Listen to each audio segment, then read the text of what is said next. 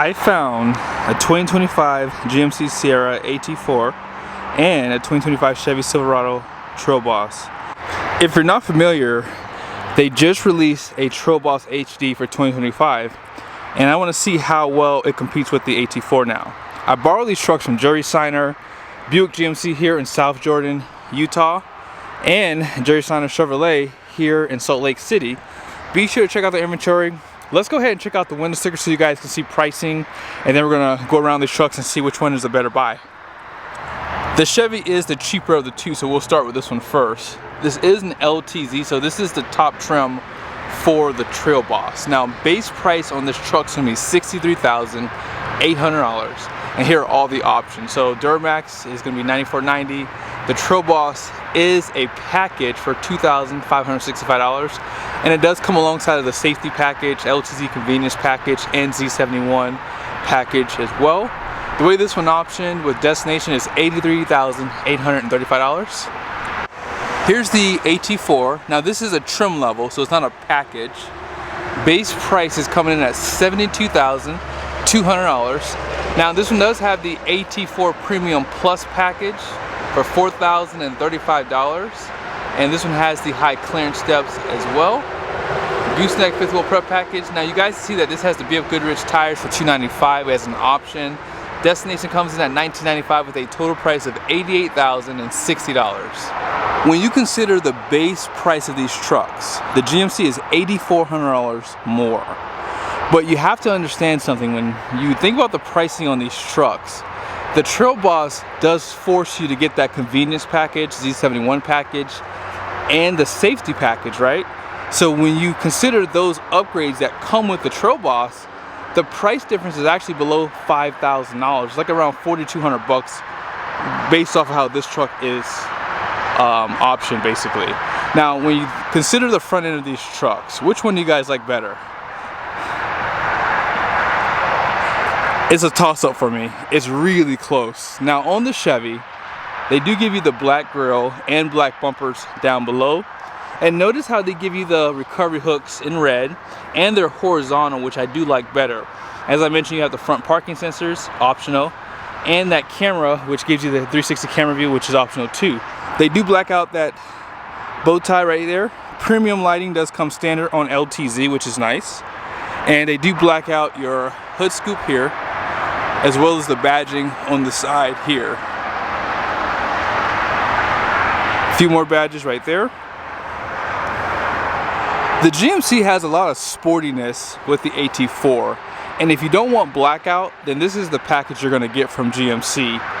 The same story on this side, however. Premium lighting does come standard on the AT4. Front parking sensors, standard.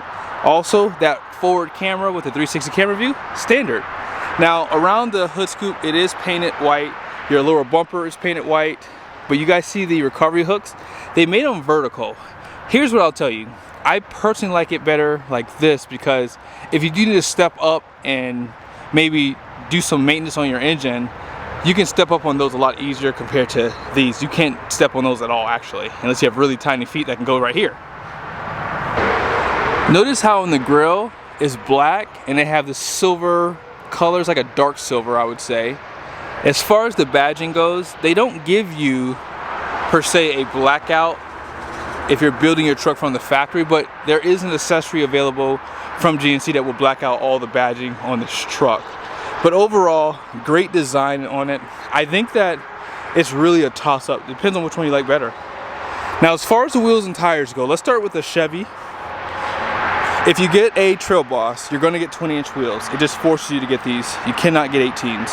And they force you to get the BFGoodrich tires, which I like better than the Goodyear Wrangler trail runners that come on these trucks standard. The reason why is because the sidewall is going to be a little bit stronger, and I wonder how much longer they'll last if you are towing quite a bit. Now, they don't change the size, so it's going to be an LT 275/65/20, so it's basically like 34.1 inches tall, and overall great wheel design, I would say, too. And as far as the GMC goes, it's going to have a 20-inch wheel, And these tires are an option. So you would get the Goodyear Wrangler Trail Runners, same size as these. And both trucks are rocking an independent front suspension with the Rancho shocks. You have the torsion bars. So nothing really changes there. You guys can also see on the fender flares, both trucks are finished in plastic. However, you can get these painted on the GMC. They also provide a light here, which is kind of controversial too.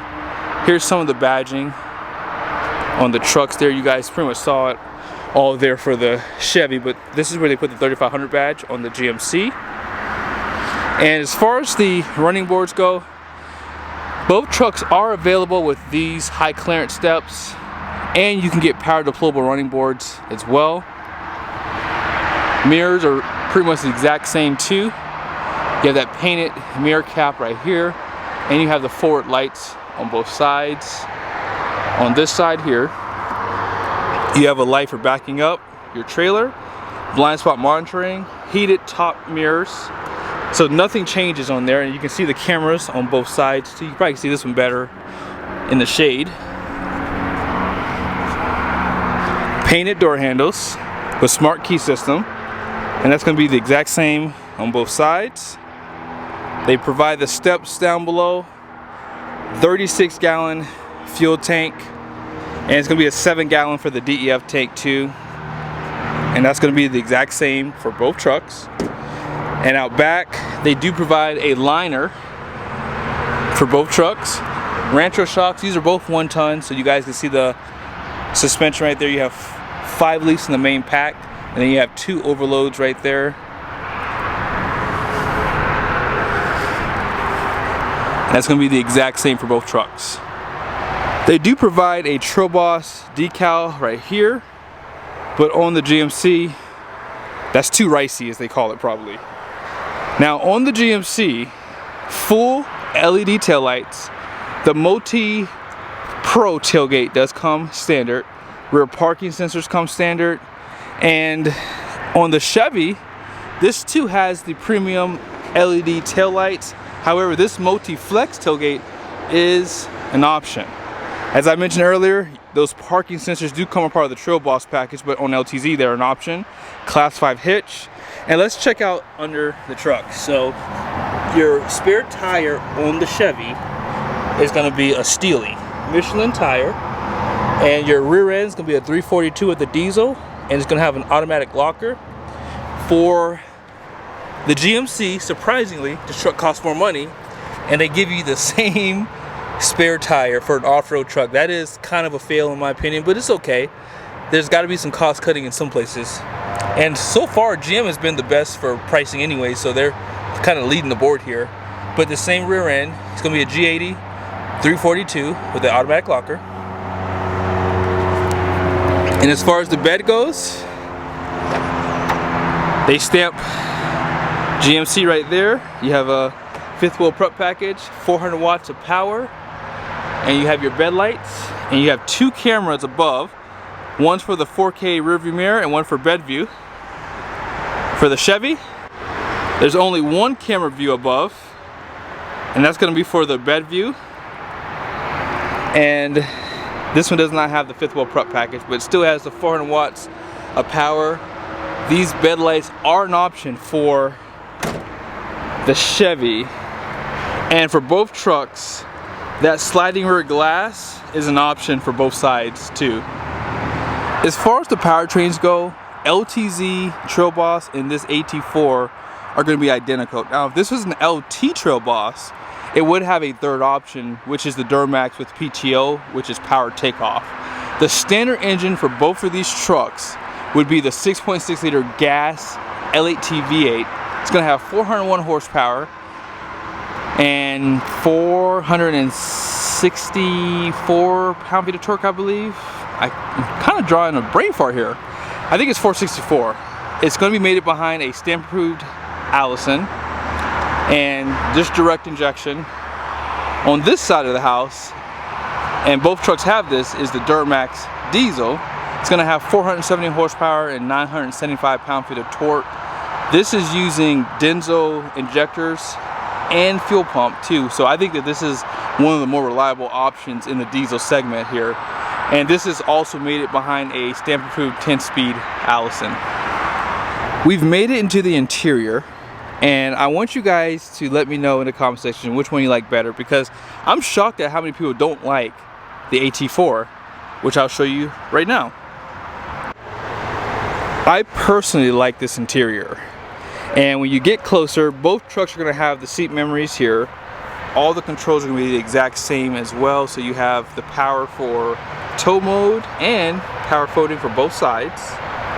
Bose sound system is a part of both packages too, but this is why people don't like this interior. It's the Kalahari, which I personally like. I like the Kalahari. Now on the kick plate here, they do put a AT4 badge.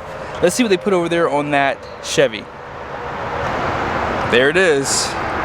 So this interior is going to be the exact same interior that you will see on just a regular non-Trail Boss LTZ, okay? But as I said, same story. Soft touch in all the same spots. Now they don't give you that little sporty trim, they give you like this fake wood trim piece instead. And here's the speaker grill. Both trucks are gonna have a 10-way driver's seat, including lumbar, perforated leather as well,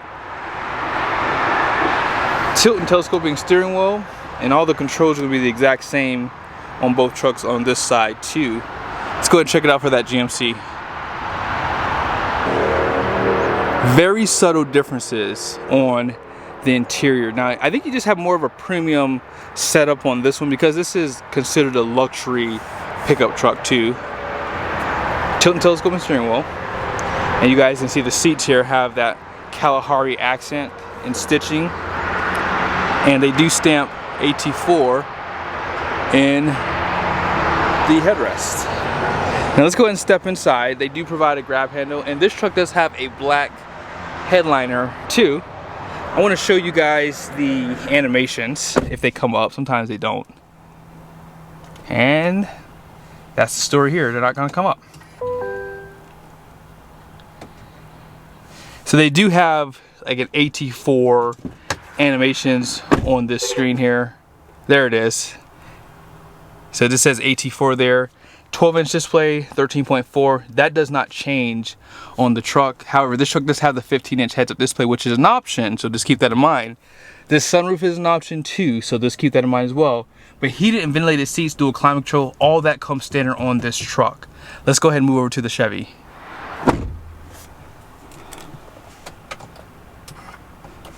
Now on this screen here, they just have a Z71 animation. Actually, there it is right there. So this is the animation I was talking about. For the half tons, it says Trail Boss, but I guess they were just too lazy to do it for the HD segment, so who knows. But as I said, the same screen sizes. However, the layout of the interior is totally different. Now this truck does have dual climate control standard, but ventilated seats is an option on this truck. And also something else, you guys see the roof? So the roof does have a different color from the interior. So for some people that might be a big deal breaker. Some people would prefer it all be black. Now there is another interior color available. I'm not sure if you can get it with the Trail Boss, but if you can, the roof would match the rest of the interior. But let's go ahead and jump back over. I want you guys to see the difference on these interiors here. So I'm just going to tilt my camera just a little bit right there. And let's check it out for the AT4. The GMCs have what's called the premium interior. And I just saw the animations just pop up too, by the way. So that's the biggest difference with both trucks. They're both going to have the downhill assist. And just the orientation of the interior is slightly different. And you could tell that this does not have that storage that the Chevy had up here, because the layout's just totally different from that truck. And the center console has an AT4 badge here, perforated leather. This is just more of a premium truck. They have a lot of the similar features, and this one had the 4K camera here. Let's just go ahead and show that really quickly.